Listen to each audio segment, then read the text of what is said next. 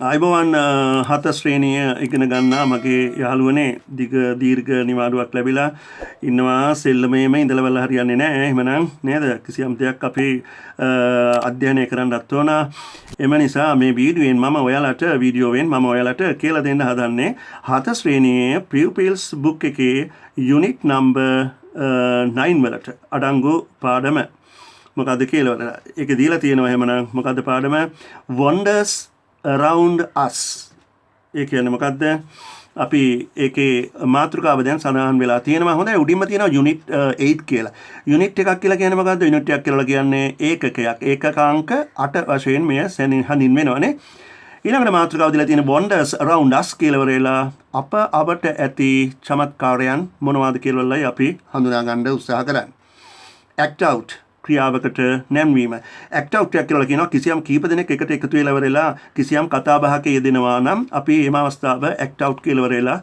හඳුනා ගැනීම කරනවා දැන් මෙහෙමනම් මෙතන ඉඳලා මම වචනයට ලස්සනට පාඩම කියලා දෙන්නම්. ඔයාලට හැකිනම් මෙය ඩවුන්ලෝඩ් කරගෙන අවශ්‍ය නම් දෙමාපියොත් උදව් කරගෙන මොනවාද කීප විටක්ම හොඳට සමන් යොමු කරන්න අහලා ඊළඟට එහි දීලා තියෙන අභ්‍යාසයට තනියෙන් හැබැයි උත්තර ලියන්න ඕන. ඊට පස්සේ තනියෙන් නියලවරේලා මම ඒකට ගැළපුම උත්තර දීලා තියෙනවා. ඒ උත්තරත් එක්කලා ඔයගොල්ලෝ සංසන්දනය කරලා ඉවරලා අපි බලමු. හොඳයි දැන් එහෙමනම් අපි බලමු මේකේ පළවෙනි පාඩම මොකද්ද කියලා. ඉන්නවා ටීචර් මොනවද කියන්නේ? The world is a big place. මේ ලෝකය කියලා කියන්නේ ඊටාම විශාල ස්ථානයක් කියලා කියනවා. If you could go anywhere in the world ඔබට අවශ්‍ය වුණොත් එහෙම යන්න. anywhere කියලා කියන්නේ කොහේ හරි in the world ලෝකේ and discover කියලා කියන්නේ දරුවනේ යමක් සොයා ගන්නවා discover something new එහෙමනම් ඔයගලන්ට යන්න අවශ්‍ය වුණොත් එහෙම කැමති නම් යන්න ලෝකයේ කිසියම් ස්ථානයකට අලුත් යමක් සොයා ගන්න something new where would you go and what would you hope to see ඔයා කොහෙද යන්නේ ඔයා මොනවද බලන්න බලාපොරොත්තු වෙන්නේ ඒකට උත්තරයක් ලැබෙනවා හාන්සනගෙන්. හාන්සනය මොනවද කියන්නේ? I would like to go to India. අපෝ මෙයා යන්න හදන්නේ කොහරද? ඉස්සල්ලාම චර ලෝකේ ලස්සන රටවල් තියෙනවා නේද? I would like to go to India and see the Taj Mahal. හැබැයි ඉන්දියාවේ තියෙන Taj Mahal නම් ඊටාම අලංකාරයි. ඒක නම් ඉතින් අපි නැරඹිය යුතුමයිනේ. Taj Mahal තමයි බලන්න යන්නේ. I have heard that it is a beautiful place. මම අහලා තියෙනවා I have heard කියලා කියන්නේ මම අහලා තියෙනවා ඒක ඉතාමත්ම සුන්දර ස්ථානයක් කියලා. ටීචර් කියනවා yes it's famous. famous කියන්නේ ඒක ඒක හරි ප්‍රසිද්ධයි. කුමක් සඳහාද ප්‍රසිද්ධ? for its beauty. එහි සුන්දරත්වය සඳහා. Emperor Shah Jahan built it in memory of his beautiful wife Mumtaz. එහෙමනම් කවුද මේ ෂාජහාන් කියන අධිරාජ්‍යයා විසින් මෙය ගොඩනගන ලදී කුමක් සඳහාද? ඒ කියන්නේ සිහිගැන්වීම memory කියලා කියන්නේ සිහිගැන්වීමට of his beautiful wife. එයාගේ සුන්දර නැත්නම් ලස්සන බිරිඳ ඇගේ නම මොකද්ද?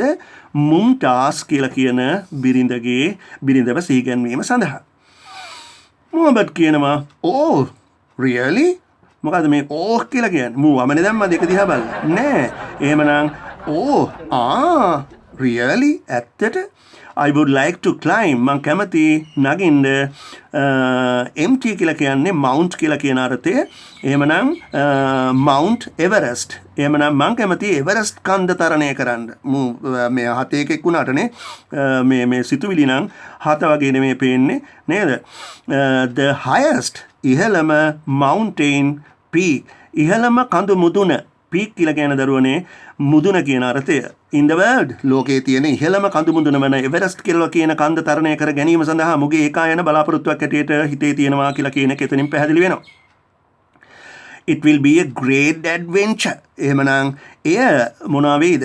මහත් නිර්භීත ක්‍රියාවක් හැටියට සලකන්න පුළුවන් වෙනවා නේ ඇඩ්වෙන්චර් කියලා කියන්නේ කිසියම් නිර්භීත සිදුවීමකට ක්‍රියාවකට teacher of course how about you Radha එහෙමනම් සත්‍යකින්ම of course කියලා කියනවා how about you Radha එතකොට රාදෝ නේද රාදා කියලා තියෙන්නේ උඹ කොහොමද ඔයාට කොහොමද කියලා ඔයා කොහෙද යන්න බලාපොරොත්තු වෙන්නේ අන්නේ අර්ථයක් එතනින් කියවෙනවා රාදා කියනවා I would like to see the Great Wall of China and the Eiffel Tower එයාට ලොකු බලාපොරොත්තුවක් තියෙනවානේ I would like to see මම කැමති බලන්න යන්න the Great Wall of China චීන මහා ප්‍රාකාරය මොකක්ද ඒකේ නම මම අපි දැන් මේවල සේරගෙම දේවල් ඔයගලන්ට ලස්සනට රූපත් එක්කලම ඉදිරියේදී පේන්න දසුන් ඔයගලන්ගේ මවිත කරන විදිහට අපි මේ මොනවාද වාක්‍යයත් එක්කලා පාඩම් ඔයගලන්ට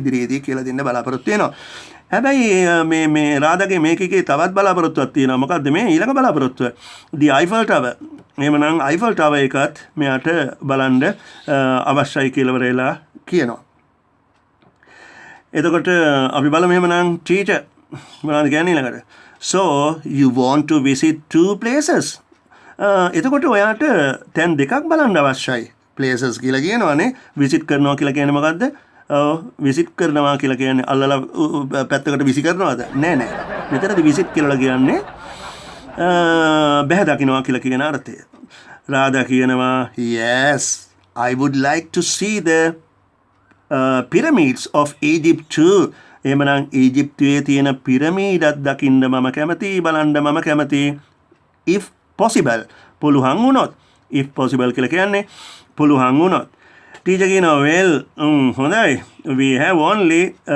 discussed අපි discuss කියලා කියන සාකච්ඡා කළා අපි සාකච්ඡා කළා විතරයි a few famous places few කියන්නේ ටික ප්‍රසිද්ධ ස්ථාන in the world ලෝකේ but there are many more එහෙමනම් නමුත් තවත් ගොඩාක් දේවල් තියෙනවා කියලා කියනවා දෙයාරා කියලා කියනවා බහුවචන ව්‍යාකරණ නිර්මාණයක් නේද ගොඩක් තියෙනවා කියලා කියන අර්ථය එතනින් පැහැදිලි වෙනවා දෙයාරිස් කියන එකේ බහුවචනය අපි ව්‍යාකරණ කොටස් එහෙම ඉදිරියේදී ඔයගලන්ට කියලා දෙනවා ඒවටත් හොඳට අහුම්කම් දීලා දර්ශන එහෙම බලලා හොඳට ඉගෙන ගන්න බලන්න ඕනේ ඊළඟට let's learn about them on another day let's කියලා කියන්නේ ළමයිනේ යමක් කරමු කියන අර්ථය learn about them ඒවා පිළිබඳව අපි අධ්‍යයනය කරමු another day වෙනත් දවසක හොඳයි දැන් එහෙමනම් ඔන්න දැන් පාඩම දැන් හොඳට තේරුම් ගත්තා මම හිතනවා රම්පෙට පොරි හැලෙන්න අම්බානට කොල්ල කෙල්ල ටික hina වෙවි මම දැක්කා එහෙමනම් මේක දැන් මට දැන් නිකන් මැවිලා වගේ පේනවා ඔයගොල්ලෝ hina වෙවි මේක කියවන ආකාරය තේරුම් කරලා දෙන ආකාරය අහගෙන ඉන්නවා බලනවා නේ ඒවා හොඳට ඔලුවට අරගත්තා නම් එහෙම දැන් ඔයගලන්ට පුළුවන් වෙන්න ඕන read the dialogue and fill in the table name of the students වගුවක් දීලා තියෙනවා එතකොට places he or she would like to visit හරි ලේසි එහෙමනම් අපි උදාහරණයක් ගමු name of the student එකෙක්ගේ නමක් ගන්න මේකේ දැන් ඔය සංවාදයේ යෙදෙන කතාබහේ යෙදෙන පළවෙනි එක හංසන අපිට ගන්න පුළුවන් නේ එතකොට ලියනවා ඒකේ හංසන ලියලා ඉවරලා ස්ථානය ඌ බලන්න කැමති මොනවද ඌ බලන්න කැමති ටච් මහල් බලන්නයි ඌගේ බලාපොරොත්තුව ඉස්සරහින් ලියනවා ටච් මහල් කියලා. හොඳයි එහෙනම් හැබැයි ඉතින් ඔයගොල්ලෝ දැන් ඉතින් මේකට තනියෙන් උත්තර ලියන්න ඕන ඊළඟට මේකේ උත්තර ටික බලලා චෙක් කරලා ඉවරලා ගන්න. හොඳයි activity 2 එකටත් අපි යනවා බලන්න ඒකේ දීලා තියෙනවා read the descriptions about some famous මොකක්ද monuments ඒ කියන්නේ සිහිවටනයන් එහෙම නැත්නම් constructions and match them with the pictures හොඳයි එහෙමනම් මෙතන constructions කියලා කියන්නේ මොනවද නිර්මාණ කිරීම එහෙම නැත්නම් නව ඉදි කිරීම කියලා වරේලා අපි මේ හඳුන්වන්න පුළුවන් මැච් කරනවා කියන්නේ ගලපනවානේ පින්තූරත් එක්කලා ගලපන්න කියලා වරෙලායි කියන්නේ. අනිත් පැත්තේ දීලා තියෙනවා ගොල්ලන්ගේ පින්තූරු කීපයක්. අපි ගැලපීමට කලින් මේ දීලා තියෙන අවස්ථා 4 හොඳින් අධ්‍යයනය කරමු. අංක 1 the Great Wall of China. දැන් මම කියලා දුන්නේ එහෙමනම් මොකද්ද? චීන මහා ප්‍රාකාරය. ඒකේ අදහස මොකද්ද? එයින් කියවෙන්නේ මොකද්ද? ඒ පිළිබඳව විග්‍රහ කරලා තියෙන්නේ කොහමද? It is the largest man-made structure. මිනිසා විසින් ගොඩනගන ලද විශාලතම structure කියලා කියන්නේ නිර්මාණය එහෙම නැත්නම් ව්‍යුහය in the world ලෝකේ. It was built over එහෙමනම් එය ගොඩනගන ලද්දේ it was built කියලා කියනවා over ඉහත long period එහෙමනම් long period කියලා කියන්නේ period එකක් කියලා කියන්නේ කාල සීමාවක් ගොඩාක් මොනවාද මේ ඉහත කාල සීමාවේදී මෙය ගොඩනගන ලදි කියලා කියනවා period of time since 7 BC since කියලා කියන්නේ ඉඳලා නැත්නම් සිට කියන අර්ථයත් එක්ක ගන්න පුළුවන් 700 BC මොකද්ද කොල්ලනේ කියලා මේ BC කියලා කියන්නේ BC කියලා කියන්නේ before Christ කියලා කියන අවස්ථාව ක්‍රිස්තු වර්ෂයට පෙර එහෙමනම් ක්‍රිස්තු වර්ෂ කොච්චරද 700ක් නේ ක්‍රිස්තු වර්ෂ 700කට ඉහතදී ඉඳලා එහෙමනම් the wall is 21,196 අම්මට සිරි නේද මේකේ දිග කොච්චරක් කියලාද කියන්නේ මේක දිග kilometers 21,196ක් දිගයි කියලා කියනවා kilometers long and is made of stone ඒ හදලා තියෙන මොනවද ගල් වලින් bricks කියන්නේ ගඩොල් වලින් එහෙමනම් wood කියලා කියනවා දැව tempered earth etc කියන්නේ etc යනාදී කියලා කියන තේරුම එයින් අපිට ගන්න පුළුවන් ටෙම්පර්ඩ් කියලා කියනවා සාමාන්‍යයෙන් අපි ඒක තේරුම ගත්තොත් කිසියම් දෙයක් නිසි තරමට අවශ්‍ය කරන පරිදි මිශ්‍රණය කරලා ගන්නවට අපි ටෙම්පර් කරලා ගන්නවා කියලා කියනවා. එතකොට it is said that ඒ කියනු ලැබේ it is said that this is the only structure මේක තමයි එකම නිර්මාණය on the earth that can be seen දකින්න පුළුවන් from space අභ්‍යවකාශයේ ඉඳලවරලා දකින්න පුළුවන් එකම ස්ථානයේ හැටියට මේ හඳුන්වනවලු it is considered කියලා කියන්නේ සලකනු ලැබේ එය සලකනු ලබනවා as a world heritage site by UNESCO එහෙමනම් එය හඳුන්වනවා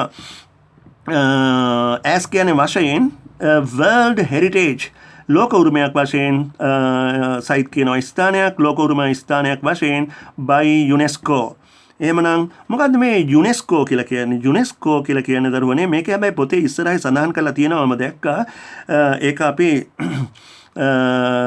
ඉස්සරහට මම තවදුරටත් ඔයගලන්ට කියලා දෙන්න මේක කියනවා United Nations Educational Scientific and Cultural Organization කියලා වරලයි මේ හඳුන්වලා දෙන්නේ. අය බලමු මේ පිළිබඳව මම තවදුරටත් ඉදිරියේදී කතා කරනවා. දැන් අංක 2 Taj Mahal India. Taj Mahal is a tomb කියලා කියන්නේ සොහොන් ගෙයට. හරි? That was built between කොච්චරද? 1631 AD. එමනම් AD කියලා කියන්නේ ඇනෝ ඩොමිනි කියන එක. ඒ කියන්නේ ක්‍රිස්තු වර්ෂ 1631ක්. and 1652 AD. ඔය කියන කාල සීමාව අතරතදී තමයි මේක ගොඩනගලා තියෙන්නේ. On the orders අනපරිදි order කරනවා කියන්නේ අන කරනවානේ on the orders of the emperor අධිරාජ්‍ය Shah Jahan the fifth Muslim එතන තියෙනවා මොහල් කියලා emperor ඔය කියන කෙනා to honor කියලා කියන්නේ ගෞරව දක්වන්න his late කියලා කියන්නේ මොකද නැසී ගිය wife කියලා කියන්නේ බිරිඳ Queen Mumtaz Regina කියලා අපිට ඒ ගන්න පුළුවන් it is made of white marble එය හදලා තියෙන මොනවා වලින්ද සුදු කිරි ගරුඩ වලින් මෙය හදලා තියෙනවා. අපි නම් මමත් ඇත්තටම රූපයෙන් විතරයි මේ දැකලා තියෙන්නේ සජීවීව නම් දැකලා නැහැ. try එකක් දෙන්න ඉස්සරහට ඔයගලන්ට බලන්න. with beautiful gardens surrounding it. එහෙමනම් ඒ වටා තියෙනවලු ඊටාම සුන්දර garden එකක් කියන්නේ ගෙවතු වලින් අලංකාර වෙච්ච surrounding කියන්නේ දරුවනේ වටපිටාව. වටපිටාවකින් සමන්විත ස්ථානයක් හැටියට හඳුන්වනවා. It is one of the famous tourist attractions in the world. එහෙමනම් එය ටූරිස්ලා කියලා කියන සංචාරකයන්ගේනේ. එහෙමනම් සංචාරකයන් ආකර්ෂණයෙන් ඇද බැඳ දමා ගන්න ඇද බැඳ ගැනීමට සමත් වූ ස්ථානයක් හැටියට මෙය අපිට සලකන්න පුළුවන් කියලාවලයි කියන්නේ. ඊළඟට අපි බලමු Mayan Temple City, Mexico. The temple city of Chichen Itza. Chichen Itza කියලා කියන අවස්ථාව දැන් මේ මට ඒක චුට්ටක් කියන්න බැරි වුණා. ඔයගලන්ට පේනවා මේ රූප හතරින්ම දීලා තියෙන අවස්ථා හතර රූපගත කරලා ඉවර වෙලා පුංචි තීරය ඔයගලන්ගේ දිස් වෙනවා. එහෙම දුන්නාම රූපත් එක්කලම ඔයගලන්ට ටිකක් පාඩම දැන් ඉස්කෝලේ නම් පාඩම නිකන් කියලා දුන්නාම නේද? ඊට වඩා ඔලුවට ගන්න පුළුවන් තත්ත්වයක් මේකේ තියෙනවා. මේ රූපත් එක්කලම ඔයගලන්ට දුන්නොත් කියලා කියන එක මනෝවිද්‍යාත්මක අනුව පාඩම් තේරුම් ගන්න ඕන. ඒ විදිහටයි කියලා කියන හැඟීමයි මගේ තියෙන්නේ. හොඳයි අපි ක්ලාසස් වල කෙරුවත් අපි සම්පූර්ණයෙන්ම අපේ හලාවත ආයතනයේ එහෙම නේද මාදම්පේ මම ස්ථාන ගණනාවකම ක්ලාසස් කරනවා.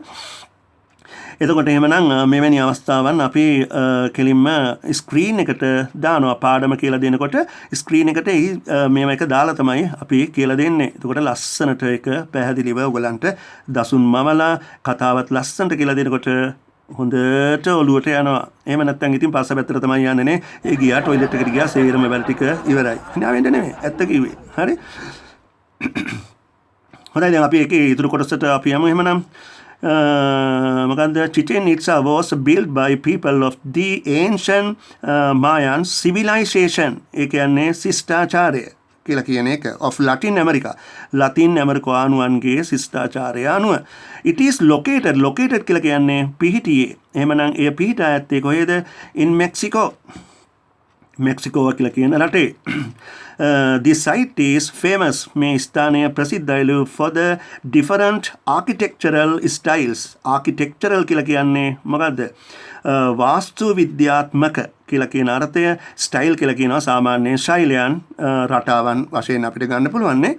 Of the buildings. මේකේ වාස්තු විද්‍යාත්මක වශයෙන් හොඳ තත්ත්වයෙන් තියෙන බිල්ඩිමක් වශයෙන් හඳුන්වලා දීලා තියෙනවා. Annually කියලා කියන මොකද්ද? වාර්ෂිකව about 1.2 million tourists visit this place. අම්මට සිරි බලන්න එහෙමනම් කොච්චරද? මිලියන 1.2ක් සංචාරකයෝ විසිට් කරනවා බැහැ දකිනවා මේ ස්ථානය. ඊළඟට අපි යමු අවසානයකට ඒකේ the statue of Christ the Redeemer. ජේසුස් වහන්සේගේ නේද පිළිමයක් හැටියට මේ අපිට දැන් දැක ගන්න පුළුවන් ඔයගලන්ට පුංචි තිරයේ. This famous statue මේ ප්‍රසිද්ධ පිළිමය was built by the French sculptor Paul Ladovsky. කුංගේ නම් කියෝ ගන්නට ටිකක් අමාරුයි නේද? කියන නාමයෙන් එයාව හඳුන්වලා දීලා තියෙනවා. And the Brazilian engineer Brazil ජාතික ඉංජිනේරුවෙක්නේ කවුද? Heitor da Silva Costa. ඒ දෙක නම් අපේ ලංකාවේ නම් වලට සමාන නිසා ටිකක් කියෝ ගන්න පහසුයි. Between 1922 and 1931 ඔය කියන කාල සීමාව අතර තුරේදී it is 30 meters tall. උස කොච්චරද? මීටර් 30ක් උසයි. පොඩි නෑ අපි නේද? ජේසුස් වහන්සේගේ රූපය මේ පිළිමය එච්චර උසට ලස්සනට නිර්මාණය කරලා තියෙනවා. දකින්න හරි ආසයිනේ. ඊට පස්සේ it is on the peak of the මොකක්ද ඒ වචනේ? කොකොවාඩෝ නේද? කොකොආඩෝ පීක් කියලා කියන්නේ මුදුනනේ. එහෙමනම් කොකොආඩෝ කියලා කියන කඳු මුදුනේ මේක පිහිටලා තියෙන්නේ, මේක නිර්මාණය කරලා තියෙන්නේ. The statue is an icon for Brazil. statue කියලා කියන්නේ මොකද්ද? පිළිමය කියලා නන්නවා. අයිකොන් කියලා කියන්නේ කිසියම් ප්‍රතිමාවකට බ්‍රසීලයට අයිති ප්‍රතිමාවක් හැටියටයි මේ බ්‍රසීලයේ තියෙන ප්‍රතිමාවක් හැටියට මේ සම්බන්ධ කරනවා. හොඳයි දැන් මම ඔයගලන්ට කැමති එහෙමනම් මේ අවසාන පිටුවේ තියෙනවා පිටුවක දැන් 88 අපි දැන් මේ සාකච්ඡා කරන්නේ මේ පින්තූර ටික හොඳට බලන්න. හොඳයි පළවෙනි එක දැන් අපි හඳුනාගත්තනේ ටච් මහල් නේද? ඕන දැන් යටින් මේවල ලියා ගන්න මේ පින්තූර යටින් the Taj Mahal in India. දෙවෙනි එක මොකද්ද? the statue of Christ the Redeemer නේ අපේ ජේසුස් වහන්සේගේ ස්ටැටියු එක දීලා තියෙනවානේ. ඊට පස්සේ මොකද්ද? the great wall of China statue එකට පහලින් තියෙනවා නේද අර කිලෝමීටර් 21000ක් කියලා කිව්වමනේ පේනව නේද ලස්සනට දැන් තිරේ දිස් වෙනවා ඔයගලන්ට හොඳයි එහෙනම් ඉතුරු අවස්ථාවනුත් ඔයගලන්ට පෙට්‍රා ඊළඟ රූපය ඒ කියන්නේ C කියන එක පෙට්‍රා එතකොට D කියන එක the Great Wall of China ඊළඟට E කියන එක Chichen Itza ඊළඟට F කියන එක මාචා පිචු කියලා කියන එක අවසාන එක G කියනවා මොකද්ද කොලොසියස් කියලා කියන පින්තූරය. ඔයාලා වචන දීලා තියෙන නිසා ඔයගොල්ලෝ මේ පින්තූර දැන් මම පෙන්නනවා. ඒකේ යටින් පින්තූරේ වචනේ දීලා තියෙනවා. ඒ නිසා ඔයගොල්ලන්ගේ පොතේත් මේක කොපි කරගන්න බලන්න.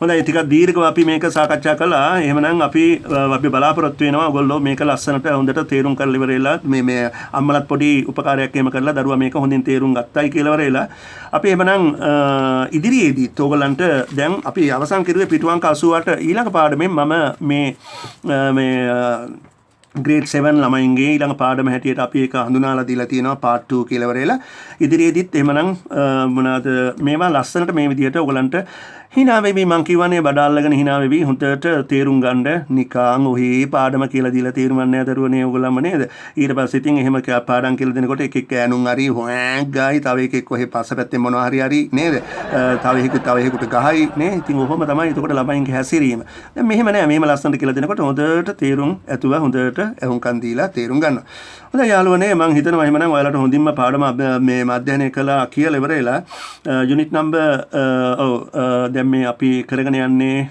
යුනිට් නම්බර් මං හිතන්නේ කීයද 8 එකනේ ඉදිරි පාඩනුත් මේ විදිහටම ලස්සනට කියලා දෙන්න.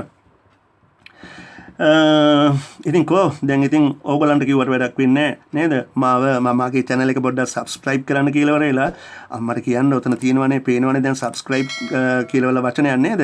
ඒක පොඩ්ඩක් touch කරන්න කියලා. ඒ වගේම ඉස්සරහින් තියෙන bell icon එකක් තියෙනවා. ඒකත් click කරුවොත් එහෙම ඔයගොල්ලන්ට මම පාඩම දාපු සැනින් ඔයගොල්ලන්ගේ අම්මාලාගේ නැත්නම් තාත්තලාගේ mobile phone එකට මේවා එනවා.